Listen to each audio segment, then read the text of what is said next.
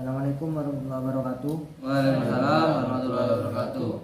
Di sini kami akan mempresentasikan mata kuliah Pendidikan Pancasila yang berjudul Korelasi Pemilu Serentak dengan Multipartai.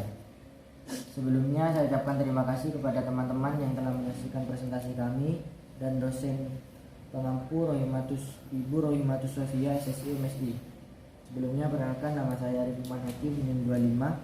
Saya Muhammad Mansyah dengan NIM 026. Saya Krisna Budi Kusuma Eka Putra dengan NIM 23. Saya Aditya Wira NIM 54. Saya Emil Zamputra di belakang kamera NIM 28. Yang pertama, sistem pemilu serentak. Yang kedua, sistem partai politik multipartai sederhana. Yang ketiga, korelasi sistem pemilu serentak dengan sistem multipartai sederhana. Yang pertama yaitu sistem pemilu merupakan sebuah proses perencanaan.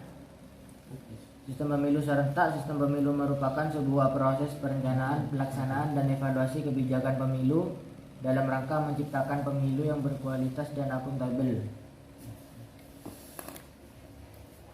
Pelaksanaan pemilu yang dilakukan secara profesional dan kompeten akan menghasilkan pemimpin yang mempunyai karakteristik unggul, visioner, dan bijaksana, serta mampu menciptakan tatanan pemerintahan yang baik dan kebijakan strategis yang berorientasi kesejahteraan rakyat. Pasca Orde Baru, sistem pemilu Indonesia mengalami berbagai pergeseran. Sistem pemilu yang dianut di Indonesia saat ini adalah sistem pemilu yang dilakukan 2 periode, yaitu pemilu legislatif dan pemilu presiden dan wakil presiden, serta pemilu kepala daerah, provinsi, dan kabupaten atau kota. Pemisahan sistem pemilu, baik nasional maupun pusat, eksekutif maupun legislatif, dinilai kurang efektif dan efisien dalam pelaksanaan pemilu dalam sistem presidensial.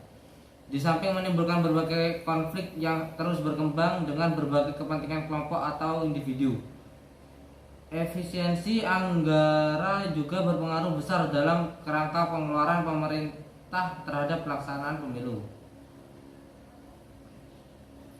2. Sistem partai politik multipartai sederhana. Sistem partai politik multipartai sederhana. Sistem parpol pasca reformasi menjadi indikasi dari mahalnya ongkos politik dalam sistem pemilu di Indonesia. Menjamurnya partai politik pasca Orde Baru menciptakan organisasi partai politik tidak terkendali dengan munculnya figur-figur politisi baru dalam gerbong politik baru pula. Pentolan partai masa Orde Baru berhamburan menciptakan partai politik. Hal itu dipengaruhi oleh mudahnya mendapatkan legalitas untuk menjadi peserta pemilu. Perkembangannya pun cukup signifikan dalam beberapa tahun terakhir.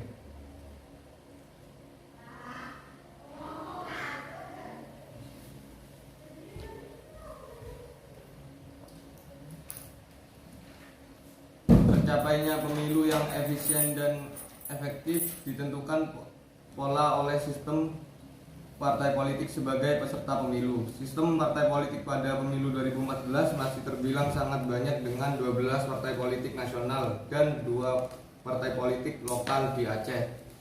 Multipartai politik menciptakan efisiensi dalam penyelenggaraan pemilu. Persaingan antar internal partai politik juga menjadikan indikasi pemborosan dalam pencalonan. Karena ketatnya persaingan internal dan eksternal, partai politik menciptakan pendanaan bagi peserta pemilu semakin tinggi. Ongkos politik yang tinggi berdampak kepada figurasi calon kandidat dalam menghalalkan segala cara untuk menang.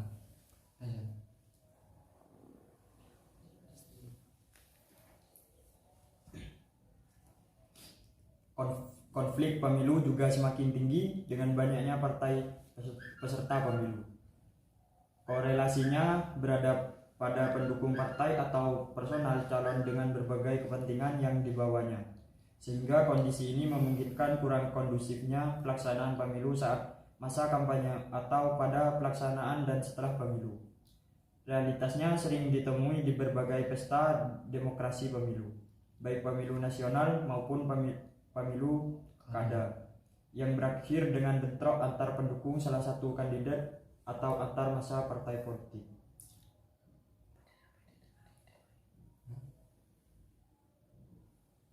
Yang ketiga, korelasi sistem pemilu serentak dengan sistem multipartai sederhana. Pada pemilu 2014 menyisakan berbagai problematika yang belum selesai, hingga pelaksanaan pemilu dimulai pada tanggal 9 April 2014. Penetapan DPT misalnya yang masih belum tuntas dengan berbagai kondisi dan situasi yang ada. Adanya beberapa caleg yang tidak melaporkan dana kampanye kepada KPU, kurang maksimalnya pelayanan yang diberikan kepada masyarakat.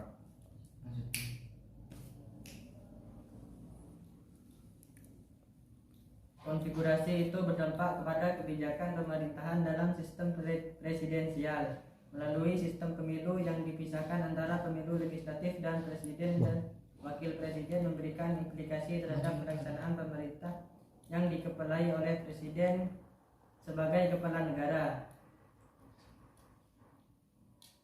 Jumlah partai politik di DPR pada tahun 2009